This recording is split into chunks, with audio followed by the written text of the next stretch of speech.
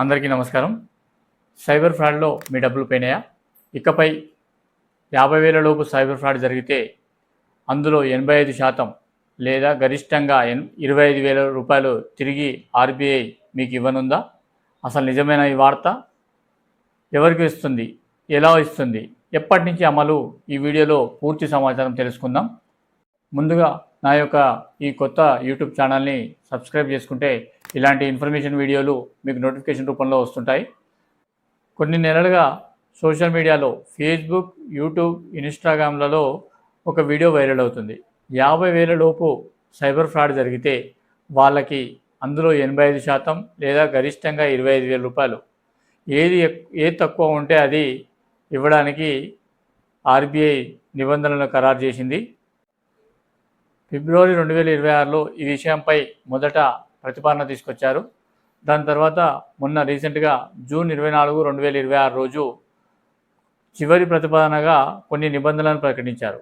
ఆ నిబంధనలు ఏంటి, అసలు ఎవరికి వర్తిస్తాయి అనేది ఈ వీడియోలో మీకు చెప్తాను.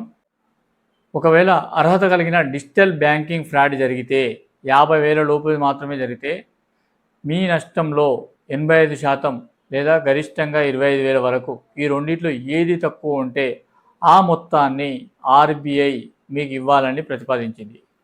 అయితే ఉదాహరణకి 10,000 రూపాయలు ఫ్రాడ్ జరిగితే 10,000లో 85% 8,500 రూపాయలు, 20,000లో 85% 17,000 రూపాయలు, 30,000లో 85% అంటే 25,500 రూపాయలు అవుతుంది. అయితే ఇలా 25,000 మాత్రమే ఇచ్చే అవకాశం ఉన్నది. ముఖ్యమైన షరతులు. ఈ పరిహారం పొందాలంటే కొన్ని షరతులు ఉన్నాయి. మొదటిది, ఇది అర్హత కలిగిన డిజిటల్ బ్యాంకింగ్ ఫ్రాడ్ అయి ఉండాలి.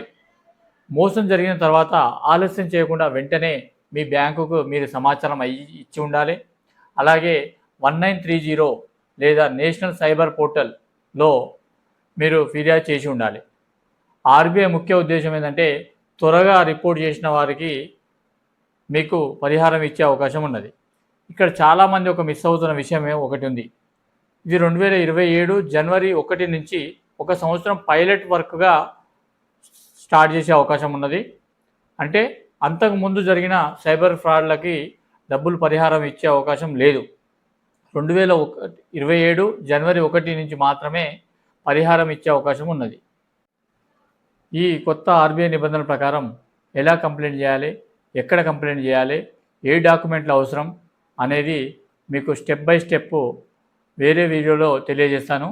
ఆర్బీఐ గైడ్లైన్స్ కాపీని డిస్క్రిప్షన్లో పెడతాను. నా యొక్క వీడియో మీకు నచ్చితే మీ ఫ్రెండ్స్తో షేర్ చేసి, మీ బంధువులతో షేర్ చేసి నా ఈ వీడియోని లైక్ చేయగలరని భావిస్తూ నమస్కారం.